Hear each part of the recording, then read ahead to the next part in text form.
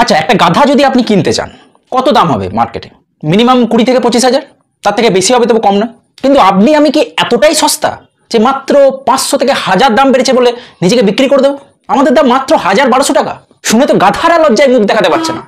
আসলে ঘোড়া কেনা বেচার মতন এই ভোট এলে হয়ে যায় ভোটার কেনা বেচা। আপনারা জানেন অলরেডি 1 দফার ভোট হয়ে গেছে, রইল বাকি 6।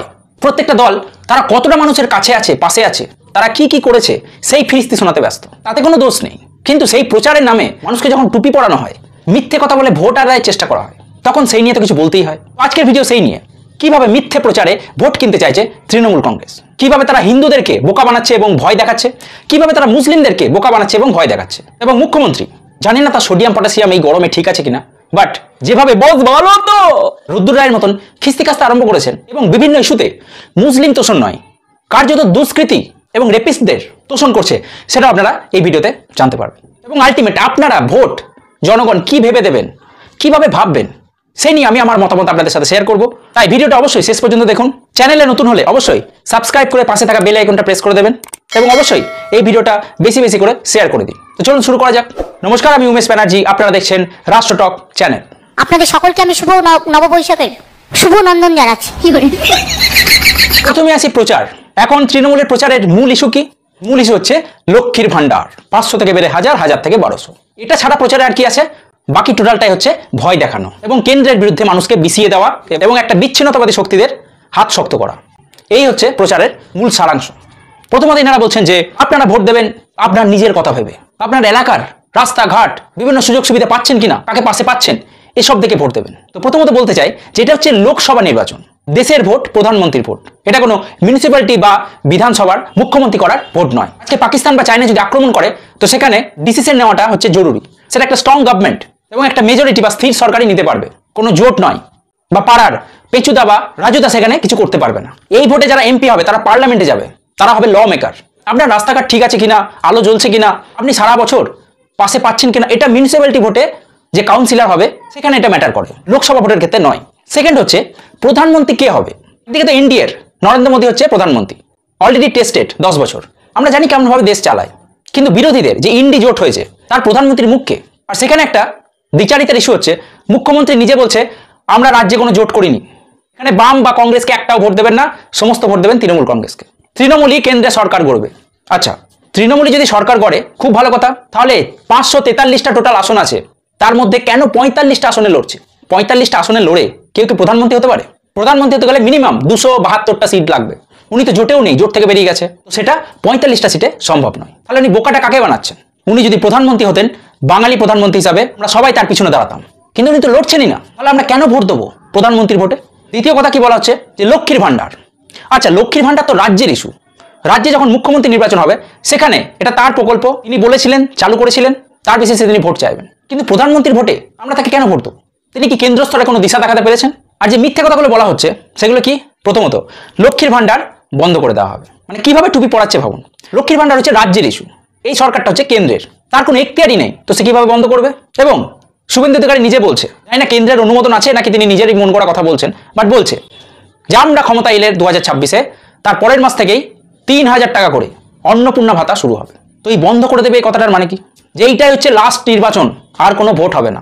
কি মিথ্যাবাদী লোক ভাই, এত মিথ্যে কথা বলে লজ্জা করে না? 2019-এও বলা হয়েছিল এটাই লাস্ট নির্বাচন, এবং 2029-এও বলা হবে এটাই লাস্ট নির্বাচন। এটা কোনো রাশিয়া বা চায়না নয়।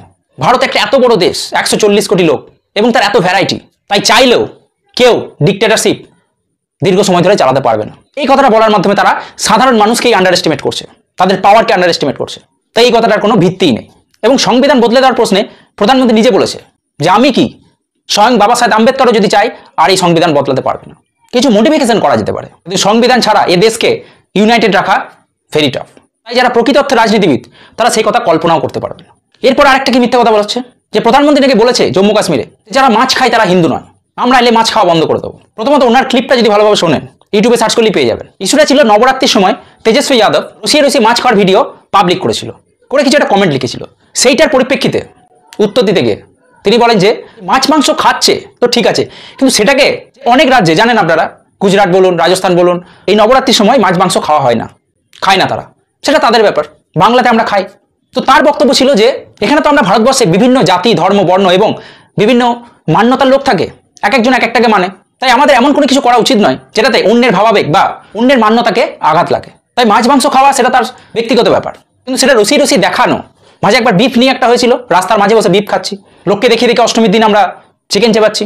খাওয়াটা খেতেই পারে যার যেটা, কেউ মা দুর্গাকে নাই মানতে পারে, কেউ প্রভু শ্রীরামকে নাই মানতে পারে। এই স্বাধীনতা, এই অধিকার সংবিধান তাকে দেয়, কিন্তু অন্যের ভাবাবেগকে আঘাত করার অধিকার কিন্তু সংবিধান দেয় না। তাই লোককে দেখানো বা ভিডিও বানিয়ে সোশ্যাল মিডিয়ায় পোস্ট করা, সেইটার বিরুদ্ধে তিনি বলেছিলেন, এবং সেটাকে টুইস্ট করে দেওয়া হলো, এবং লোকালির কোনো একটা নেতা হয়তো কিছু বলেছিল, সেটাকে নিয়ে কার্যত প্রচার শুরু হয়ে গেছে। আর বিজেপি খুব ভালো করে জানে যে মাছ মাংস যদি বন্ধ করে দেওয়া হয় তাহলে বাংলায় একটা ভোটও তারা পাবে না, এবং তারা এটা বলবেও না। স্টেট ওয়াইজ ভ্যারি করে, একটা ন্যাশনাল পার্টি হতে গেলে তাদের ওয়ান অ্যাপ্রোচে চলে না। তারা যে বিপ ব্যানের কথা বলে, তারা তো গরুকে মাথা বলে, কিন্তু নর্থ ইস্টে নাগাল্যান্ডে তারা অনেকে বিপ খায়, তার মন্ত্রী আছে অনেক বিপ খায়, কি করা যাবে? তাদেরকে কি ব্যান করে দেওয়া হয়েছে? তারা তাদের বিলিফ সিস্টেমে চলছে। তাই এইসব কথার কোনো ভিত্তি নেই, এগুলো জাস্ট ভয় খাওয়ানোর জন্য বলা হচ্ছে। আর মুসলিমদের কিভাবে ভয় দেখানো হচ্ছে? সবাইকে তাড়িয়ে দেওয়া হবে, এনআরসি করে সবাইকে তাড়িয়ে দেওয়া হবে। প্রথমত এনআরসির কোনো কথা বলাই হয়নি এখনো, মানে বাচ্চা জন্মায়নি সে নিয়ে হইচই আরম্ভ হয়ে গেছে। সি এর সাথে এনআরসিকে মিক্সড করে দিয়েছে।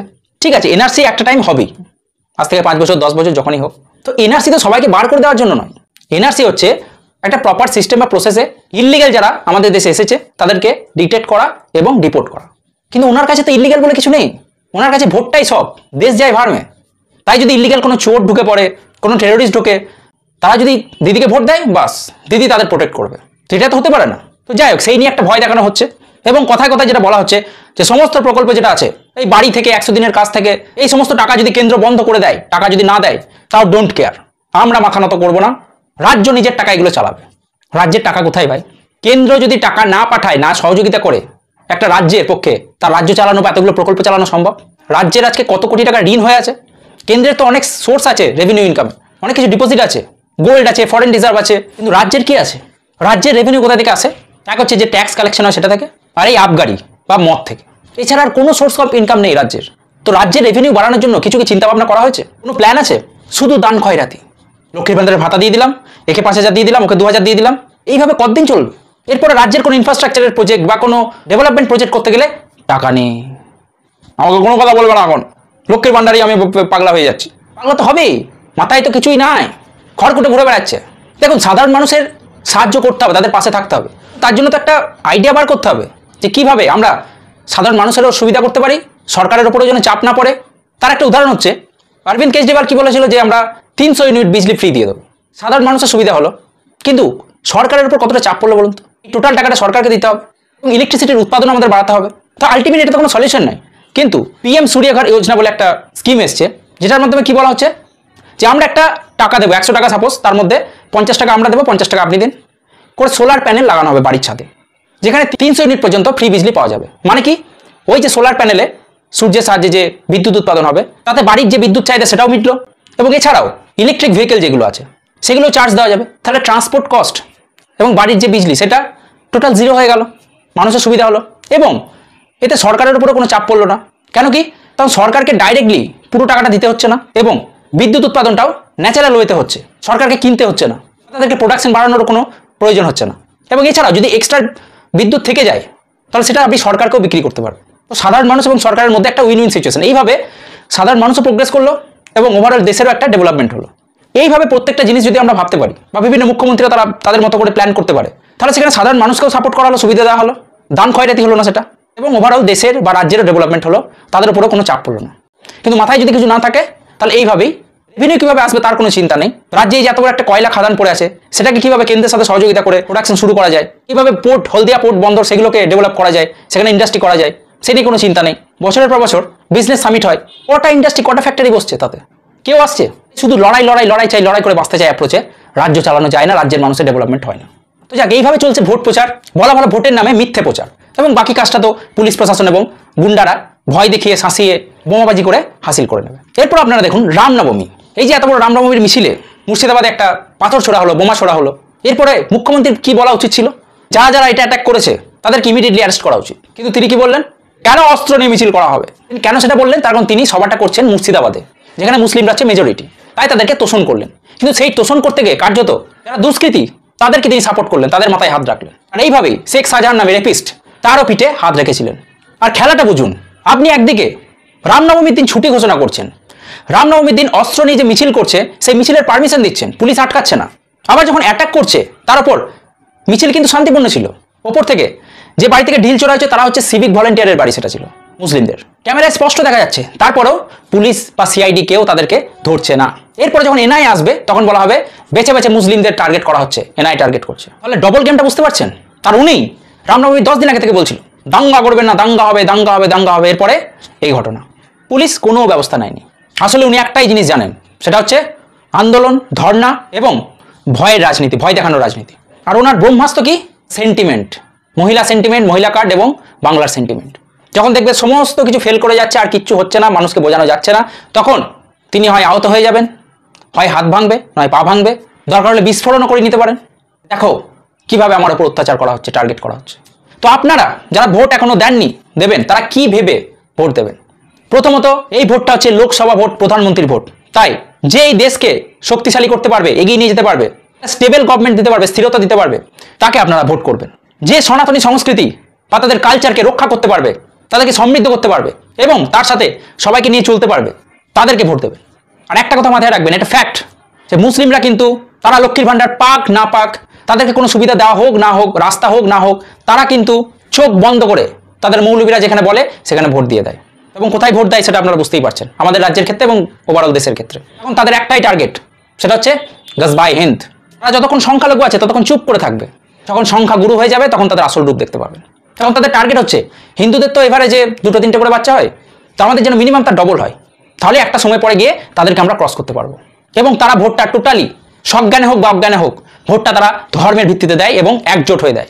অন্যান্য পার্টি যতই করে দেখ, এই যে কেন্দ্রের প্রকল্প বা বিভিন্ন কিছু হচ্ছে, রাস্তাঘাট, সমস্ত কিছু সুবিধা তো তারাও পাচ্ছে, তাদেরকে তো বঞ্চিত করা হচ্ছে না, কিন্তু তারপরেও তারা একটাও ভোট কিন্তু তাদেরকে দেবে না, তারা তাদের এজেন্টে ওয়াইসই ভোট দেবে। কিন্তু হিন্দুরা প্রথমে তো বাংলাদেশ থেকে লাত খেয়ে এখানে আসা হয়েছে, এবার এই বাংলা থেকেও লাত খেয়ে যাওয়ার জন্য তারা বিভিন্ন রকম প্ল্যান করে, তারা বিভিন্ন রকম মাথায় রেখে ভোট দেয়। যে যা বুঝিয়ে যাবে সেই বুঝে নেবে, না এই জিনিসের দামটা বাড়ছে, না আমরা একই বিনতে দুটি কুসুম, দুটো হিন্দু মুসলমান মুসলিমদের উপর খুব অত্যাচার করে, আমরা ভোট দেবো না। হাজার রকম চিন্তা করবে। হিন্দুরা কিন্তু একজোট হয়ে ভোট দিতে পারে না। মুসলিমরা যদি একজোট হয়ে ভোট দেয়, সমস্ত কিছু করার পরেও একটা এজেন্ট ওয়াইজ একদিকে ভোট দেয়, তারা হিন্দুরা কেন, সনাতনীরা কেন একজোট হতে পারবে না? তারা একজোট নয় বলেই এই সুবিধাটা নিয়ে তলায় তলায় ওরা কিন্তু বাড়ছে। এবং তাদের সংখ্যা যখন বেড়ে যাবে, কখন যে ক্যাক করে লাথি মেরে আপনাকে এখান থেকেও বিদায় করে দেবে, আপনি তখন আর সামলাবার সুযোগ পাবেন না। কটা মুসলিমকে আপনারা দেখেছেন যে তারা প্রথমে হিন্দুর মন্দিরে এসে পুজো দিল, মাথায় তিলক কাটলো, এরপর আবার মসজিদে গিয়ে নামাজ পড়ছে? কোথাও দেখবেন? দেখবেন না। কিন্তু ভোটের জন্য বা মুসলিম তোষণের নামে তারা গিয়ে প্রথমে নামাজ পড়বে, মাথায় টুপি পরে নেবে, আবার এসে কালী মন্দিরে এসে পুজো দেবে, এবং সেটা অ্যালাউ করে দেয় সেখানকার পুরোহিত বা সেখানকার লোকজন। তো যাই হোক, ভিডিওটা আর বড় করবো না। এই ভিডিওর মাধ্যমে যা চলছে সেই রিয়েলিটিটা আপনাদের সামনে তুলে ধরলাম। এই গরমে সকাল সকাল গিয়ে ভোটদান করুন, প্লিজ কাস্ট ইউর ভোট। তখন সেটা আপনার গণতান্ত্রিক অধিকার, নিজের ভোট নিজে দিন, যাকে খুশি তাকে দিন, কিন্তু টুপি পরে বা অন্ধ হয়ে ভুল বুঝে ভোট দেবেন না। সজ্ঞানে সবকিছু জেনে বুঝে তারপর আপনি আপনার ভোট দিন, সেখানে ঠিক ভুল যাই দেবেন, তার ফল আপনাকেই ভুগতে হবে। তাই এই গরমে লেবু জল, ওআরএস, ছাতা এগুলো ব্যবহার করুন, রোদ্দুর যতটা পারবেন অ্যাভয়েড করুন পসিবল হলে। আর এই ভিডিওটা যতটা পারবেন বেশি বেশি করে শেয়ার করে দিন এবং ভোট দিন দেশের কথা মাথায় রেখে, আপনাদের ভবিষ্যৎ প্রজন্মের কথা মাথায় রেখে, কোনো মিথ্যের বশবর্তী হয়ে নয়। দেখা হচ্ছে নতুন ভিডিওর সাথে, ততক্ষণ ভালো থাকবেন, সুস্থ থাকবেন। জয় হিন্দ, শুভরাত্রি।